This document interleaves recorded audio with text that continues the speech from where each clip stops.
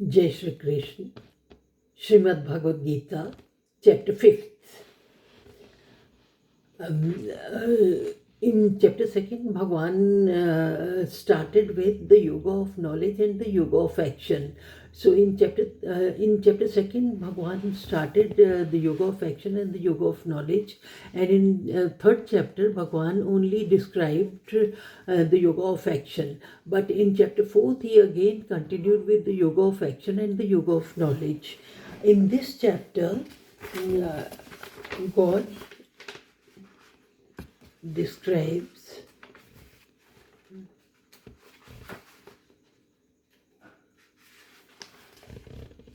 the yogas of action and knowledge. He goes into further detail and describes it from many angles.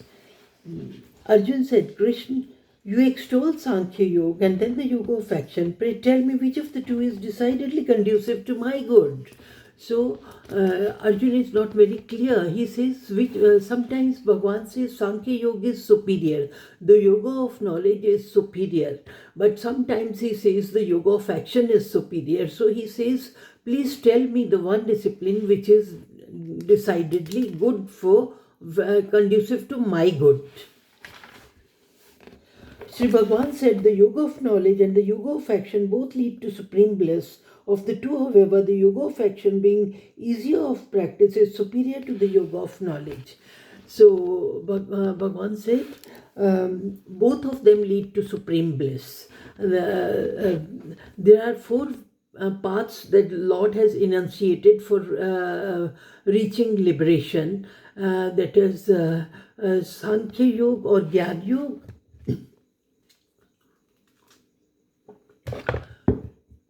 Karma Yoga, Bhakti Yoga and Dhyan Yoga. All of them lead to supreme bliss. But in the case of Karma Yoga, he says it is easier to practice. It is easier to perform your duty without any motive and without attachment, without a desire for the fruit of action. It is easier to practice. Therefore, it is better. The Karma Yogi, who neither hates nor desires, should ever be considered a renouncer. For Arjun, he who is free from the pairs of opposites is easily liberated from bondage. So the Karma Yogi who is स्थित प्रज्ञ, who is जो द्वंद्वों में सम है, कर्म योगी जो कि result से affected नहीं है, सुख दुख लाभ हानि जीत हार किसी से अफेक्टेड नहीं है, द्वंद्वों में सम है, स्थित प्रज्ञ है, वो त्यागी माना जाएगा. और वो पेयर्स ऑफ ऑपोजिट्स, द्वंद्वों में सम है, इसलिए वो बंधन से मुक्त है. It is the ignorant, not the wise, who say that Sankhya Yoga and Karma Yoga lead to divergent results. For one who is firmly established in either gets the fruit of both, which is the same with God realization. So, अज्ञानी पुरुष सोचता है कि सांख्य योग और कर्म योग दोनों का डेस्टिनेशन अलग है, दोनों का रिजल्ट अलग है.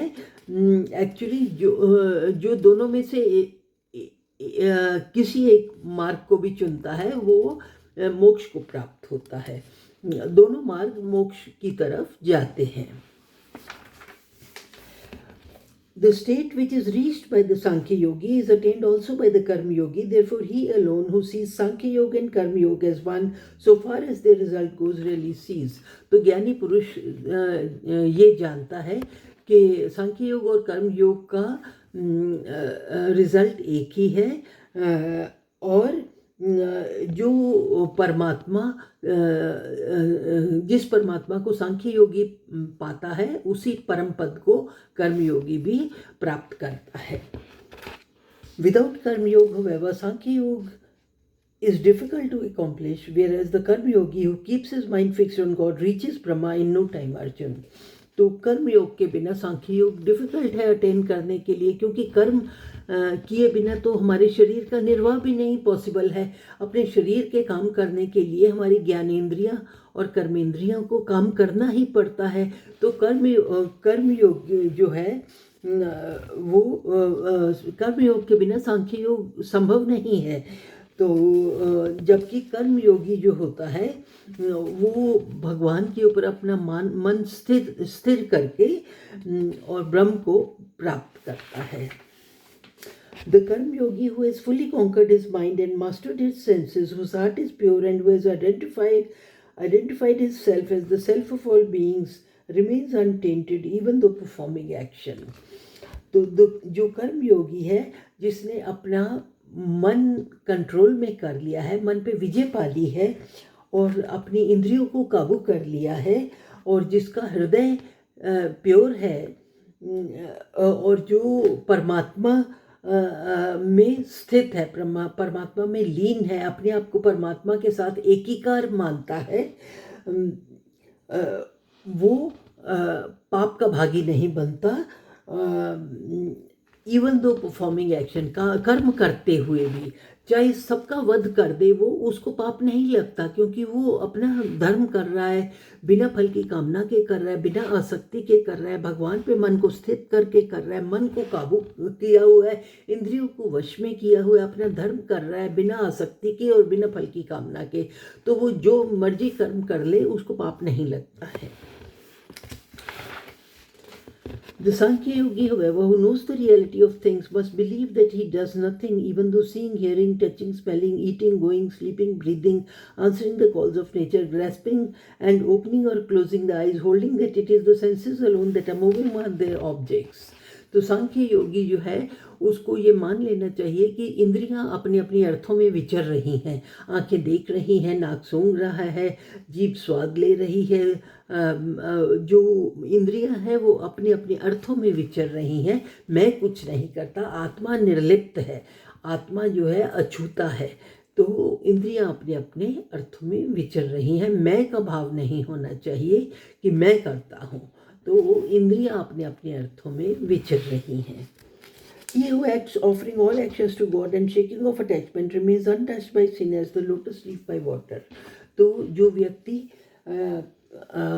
भगवान के प्रति अर्पण करके समर्पण भाव से काम करता है और बिना आसक्ति के कर्म करता है, वो पाप का भागी नहीं बनता. जैसे कि कमल कीचड़ में रह के भी कीचड़ से अछूता होता है. The Karma Yogis perform action only with their senses, mind, intellect and body as well, without the feeling of mind in respect of them and shaking off attachment simply for the sake of self purification.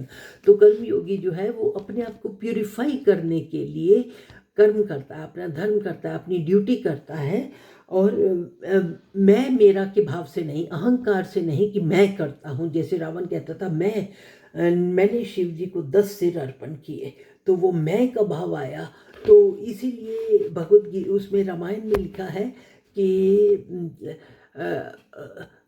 जो संपदा शिव रावण ही दीन ही दिए दसमात, सोई संपदा विभीषण ही सकुचि दीन ही रघुनाथ.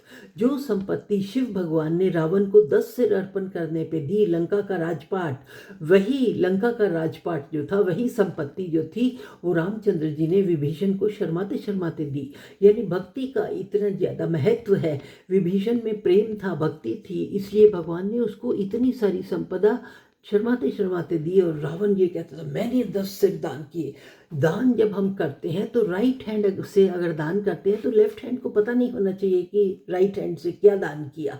लेकिन जैसे ही हम claim करते हैं कि मैंने दान किया, मैं जैसे ही आया, तो वो दान व्यर्थ हो जाता है, उसकी कोई वैल्यू नहीं रह जाती. तो इसी तरह जो कर्मयोगी होता है वो कर्म करता है सिर्फ अपनी इंद्रियों से, मन से, बुद्धि से और शरीर से, without the feeling of mind. मैं मेरा का भाव नहीं रखता. आत्मा उसकी जो है वो निर्लिप्त है, सिर्फ शरीर काम कर रहा है in respect of them and shaking of attachment simply for the sake of self purification. और आसक्ति से रहित होकर काम करता है सिर्फ अपने आप को प्यूरिफाई करने के लिए, अपना धर्म करने के लिए. Offering the fruit of actions to God, the karma yogi attains everlasting peace in the form of God realisation, whereas he who works with a selfish motive being attached to the fruit of actions through desire gets tied down. कर्मों के फल को भगवान के प्रति अर्पण करके जो कर्म योगी है वो मोक्ष को पा जाता है, जबकि जो इंसान कामना से कर्म करता है वो उसके फल से बंध जाता है और फिर गेट्स टाइड डाउन। वो फल की कामना करता है तो क्या होता है, फल का भोग के वो वापस यातनाओं के साइकिल में आ जाता है, जन्म मृत्यु के चक्कर में आ जाता है, मोक्ष को प्राप्त नहीं होता। The self-controlled Sankhya Yogi, doing nothing himself and getting nothing done by others, rests happily in God, the embodiment of truth, knowledge and bliss, mentally relegating all actions to the city of 9 gates. तो जो self controlled सांख्य योगी है, जो ज्ञान योग के मार्ग पे चलने वाला व्यक्ति है, वो न तो स्वयं कुछ करता है न दूसरों के द्वारा कुछ करवाता है, और वो भगवान में सत्यम शिवम सुंदरम वाले भगवान की स्थिति में अपने आप को एकीकार हो जाता है भगवान के साथ, और वो सोचता है कि नव द्वारों वाले शरीर रूप घर से ये सारे काम हो रहे हैं, यानी कर्म जो कर रही हैं वो इंद्रियां कर रही हैं, ज्ञान इंद्रियां और कर्म इंद्रियां कर्म कर रही हैं, और वो आत्मा जो है वो कुछ नहीं कर रहा है, आत्मा निर्लिप्त है। ज्ञान योगी जो है, सांख्य योगी, वो न तो खुद कुछ करता है न दूसरों के द्वारा करवाता है, और ये वो भगवान में स्थित रहता है, सच्चित आनंद वाले भगवान में स्थित रहता है, और ये सोचता है कि नव द्वारों वाले शरीर रूप घर से सारे काम हो रहे हैं। God determines not the doership, nor the doings of men, nor even their contact with the fruit of actions, but it is nature alone that functions. तो ये सारे कर्म जो हैं वो त्रिगुणमयी माया का विस्तार है। भौतिक जगत में जो भी कर्म होते हैं वो प्रकृति से होते हैं, सत्वगुण, रजोगुण और तमोगुण वाली प्रकृति से सारे कर्म होते हैं। भगवान जो है वो उसको डिटर्मिन नहीं करता। The omnipresent God does not receive the virtue or sin of anyone. Knowledge is enveloped in ignorance. Hence it is that beings are constantly falling prey to delusion. जो सर्वत्र विद्यमान परमात्मा है वो किसी के पुण्य या पाप को नहीं पाता। जो व्यक्ति सोचता है कि ज्ञान जो है वो अज्ञान से कवर्ड है, ज्ञान अज्ञान से कवर्ड है, इसलिए लोग इस दुविधा में रहते हैं कि भगवान हमारे पुण्य या पाप का को डिटर्मिन करते हैं, उसके भागी होते हैं।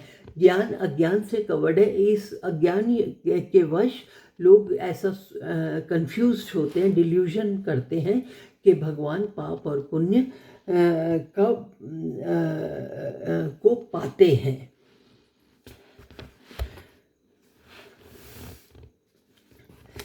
In the case, however, of those whose set ignorance has been destroyed by true knowledge of God, that wisdom shining like the sun reveals the Supreme. In the case of those whose set ignorance has been destroyed by true knowledge of तो जिन लोगों का अज्ञान भगवान की सच्ची ज्ञान के द्वारा, जिनका अज्ञान भगवान के ज्ञान द्वारा डिस्ट्रॉय हो गया है, जिनके ज्ञान के चक्षु खुल गए हैं, जिनका अज्ञान समाप्त हो गया है, उनमें that wisdom shining like the sun reveals the supreme. तो जो बुद्धि है वो सूर्य के निमित्त, सूर्य की भांति भगवान को के साथ उनका साक्षात्कार करा देती है। जिनका अज्ञान ज्ञान के द्वारा नष्ट हो गया है, उनकी बुद्धि सूर्य की तरह परमात्मा से उनका साक्षात्कार करा देती है। Those whose mind and intellect are wholly merged in Him, who remain constantly established in identity with Him and have finally become one with Him, their sins being wiped out by wisdom, reach the state whence there is no return. जिनका मन और बुद्धि पूरी तरह भगवान में लीन है, जिनका माइंड एंड इंटेलेक्ट, मन और बुद्धि पूरी तरह से मर्ज्ड इन गॉड, भगवान में लीन है, who remain constantly established in identity with him, जो सदैव भगवान की ध्यान में लगे हुए हैं, and have finally become one with him, और एक ही कार हो गए हैं भगवान के साथ. Their sins being wiped out by wisdom reach the state whence there is no return. तो ज्ञान के द्वारा उनके पाप नष्ट हो गए हैं और वो मोक्ष को प्राप्त हो जाते हैं, जहाँ से पुनर्जन्म दोबारा जन्म मृत्यु के चक्कर में नहीं पड़ते. The wise look with equanimity on all, whether it's a Brahman endowed with learning and humility, a cow, an elephant, a dog, or a dog eater. तो जो जिनको ज्ञान प्राप्त हो गया वो सब में भगवान को देखते हैं. भगवान है ओमनी प्रेजेंट, ओमनी पोटेंट, ओमनीशिएंट, यानी ऑल सर्वत्र विद्यमान, ऑल नोइंग, सब कुछ जानने वाले, सब त्रिलोकदर्शी, त्रिकालदर्शी, तो सब कुछ जानने वाले, और ओमनीपोटेंट, सब कुछ कर सकने वाले. तो जो भगवान जो ज्ञानी पुरुष है वो भगवान को सर्वत्र विद्यमान देखता है. किसमें? एक ज्ञानी ब्राह्मण में, गाय में, एलिफेंट में, डॉग में, डॉग ईटर में. तो एक भक्त की कहानी है कि उसको एक बार उसके कई दिनों का भूखा था, तो कहीं से उसको एक रोटी मिली. तो उसने जो ही रोटी खाने लगा तो रोटी रख के वो जरा गया, और उतने में एक कुत्ता आया, वो रोटी मुंह में डाल के ले गया. तो वो आदमी पीछे पीछे गया, कहता भगवान इसमें घी तो लगा लो. तो वो मतलब एक भक्त हर एक में भगवान को देखता था, तो कुत्ते में भी उसको भगवान नजर आए, इसलिए उसने कहा कि भगवान रोटी पे घी तो लगा लो. तो भूख के मारे खुद मरा जा रहा था. तो जो ज्ञानी पुरुष होता है वो सब में भगवान को देखता है. भगवान सर्वत्र विद्यमान है. एक ज्ञानी ब्राह्मण, गाय, elephant, dog and dog eater, सब को समदृष्टि से देखता है. Even here is the mortal plane conquered by those whose mind is established in equanimity, since the Absolute is untouched by evil and is the same to all, hence they are established in Brahm, the Paramatma. So ये भौतिक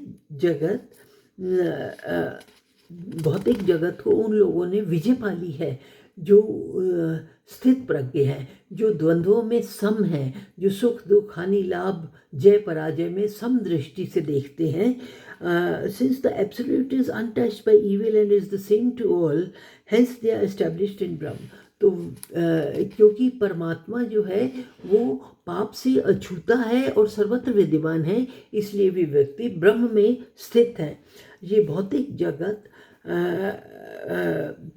को उन लोगों ने जीत लिया है जिनका मन स्थित प्रज्ञ है, जो द्वंद्वों में सम है, और वो ब्रह्म से एकीकार हो गए, क्योंकि ब्रह्म पाप से अछूता है और ब्रह्म सबके लिए सेम है. भगवान सबके लिए सेम है. He who with reason firm and free from doubt rejoices not on obtaining but is pleasant, and does not feel perturbed on meeting with the unpleasant, that knower of Brahma lives eternally in identity with Brahma. तो जो व्यक्ति जिस firm reason से, firm reasoning से, free from doubt, संशय से मुक्त होके, जो न तो सुख मिलने पे सुखी होता है, न दुख मिलने पे डिप्रेस्ड होता है, ऐसा व्यक्ति ब्रह्म में लीन होता है. He whose mind remains unattached to sense objects derives through meditation the sattvic joy which dwells in the mind. Then that yogi, having completely identified himself through meditation with Brahm, enjoys eternal bliss. जिसका मन इंद्रियों के अर्थों से निर्लिप्त है, आसक्ति रहित है, वो मेडिटेशन में, ध्यान में सात्विक सुख का अनुभव करता है. वह योगी ब्रह्म में लीन होता है और वो परम पद को प्राप्त होता है. जिसका मन विषय भोगों में आसक्ति रहित है, वो भगवान के ध्यान में सुख अनुभव करता है और वो परम पद को प्राप्त कर जाता है. The pleasures which are born of sense contacts are verily a source of suffering only. They have a beginning and an end. Arjun, it is for this reason that a wise man does not indulge in them. जो इंद्रियों के भोग होते हैं वो temporary होते हैं. जो सुख होता है वो टेम्परेरी होता है, उसका बिगिनिंग होता है और एंड होता है, वो सदा रहने वाला नहीं होता. लेकिन जो ब्रह्म का सुख है, ब्रह्म में लीन होने का जो सुख है, जो समाधि का सुख है, वो परमानेंट है. तो जो ज्ञानी पुरुष है वो इंद्रियों के भोगों में आसक्त नहीं होता है, क्योंकि इंद्रियों के भोग टेम्परेरी हैं. He alone who is able to withstand in this very life, before casting off this body, the urges of lust and anger, is a yogi, and he alone is a happy man. केवल वही व्यक्ति जो इस जीवन में शरीर त्यागने से पहले लस्ट और एंगर, काम और क्रोध पे विजय पा लेता है, वो योगी है और वो सुखी है. He who is happy within himself enjoys within himself the delight of the soul, and even so is illumined by the inner light. Such a yogi, identified with Brahm, attains Brahm, who is all peace.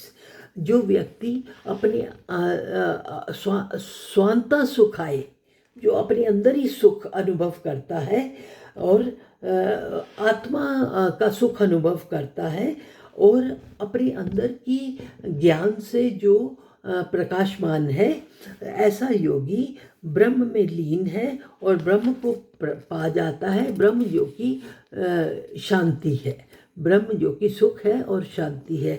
जो व्यक्ति अपने स्वांता सुखाए है, अपने अंदर ही सुखी है और अपने अंदर ही आत्मा का सुख अनुभव करता है और अपने अंदर की ज्योति से प्रज्वलित है, प्रकाशमान है, ऐसा व्यक्ति, ऐसा योगी जो है ब्रह्म में लीन है, ब्रह्म जो कि सुख है और शांति है. The seers whose sins have been destroyed, whose doubts have been dispelled by knowledge, whose disciplined mind is firmly established in God, and who are actively engaged in the service of all beings, attain Brahma, who is all peace. जो ज्ञानी पुरुष, जिनके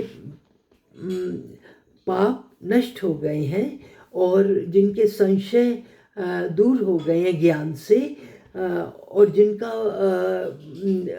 controlled mind सदैव ईश्वर पे स्थित है, और जो सारे लोगों की सेवा में लगे हुए हैं, वे ब्रह्म को पा जाते हैं. ब्रह्म जो कि शांति और सुख है. वे ज्ञानी पुरुष जिनके पाप नष्ट हो गए हैं, जिनके संशय नष्ट हो गए हैं ज्ञान से, और जिनका मन कंट्रोल्ड है, वे भगवान में लीन हैं, और जो दूसरों की सेवा में लगे हुए हैं, वे ब्रह्म को पा जाते हैं. To those wise men who are free from lust and anger, who have subdued their mind and have realized God, Brahm, the abode of eternal peace, is present all round. जो ज्ञानी पुरुष काम और क्रोध से मुक्त हो गए हैं और जिन्होंने अपना मन वश में कर लिया है और परमात्मा को पा लिया है, ब्रह्म जो कि सुख और शांति है, वो उनके लिए वो सर्वत्र विद्यमान है. जिन व्यक्तियों ने, जो व्यक्ति काम और क्रोध पे विजय पा चुके हैं और अपने मन को काबू कर लिया है, जिन्होंने भगवान को प्राप्त कर लिया है, उनके लिए ब्रह्म चारों तरफ विद्यमान है. Shutting out all thoughts of external enjoyments, with the gaze fixed on the space between the eyebrows, having regulated the prana and apan breaths flowing within the nostrils, he who has brought his senses, mind and intellect under control, such a contemplative soul intent on liberation and free from desire, fear and anger, is ever liberated. तो भौतिक जगत के सारे सुखों, विषय विकारों से, जो विषय विकारों के ख्यालों को जो अपने दिमाग से निकाल देता है और जिसकी दृष्टि जो है भ्रिकुटी के मध्य में फिक्स्ड है, और जिसने प्राण और अपान वायु को रेगुलेट कर लिया है, प्राणायाम करता है, और जिसने अपने मन, बुद्धि और इंद्रियों को वश में कर लिया है, ऐसा समाधि में स्थित पुरुष जो है, जो मोक्ष को पाना चाहता है और जो इच्छा, भय, राग, भय और क्रोध से रहित है, वह व्यक्ति मोक्ष को पा जाता है.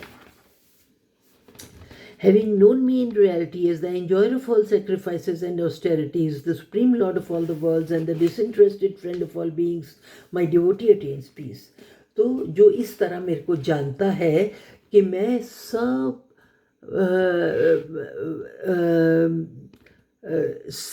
यज्ञ हवन आदि का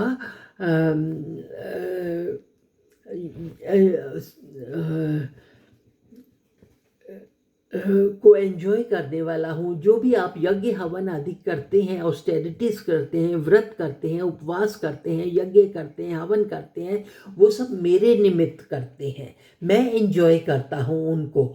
जो सब आप कर्म करते हैं, जो भगवान के निमित्त करते हैं, मैं ही उनका सब फल वगैरह डिसाइड करता हूँ, मैं ही उसका फल देता हूँ।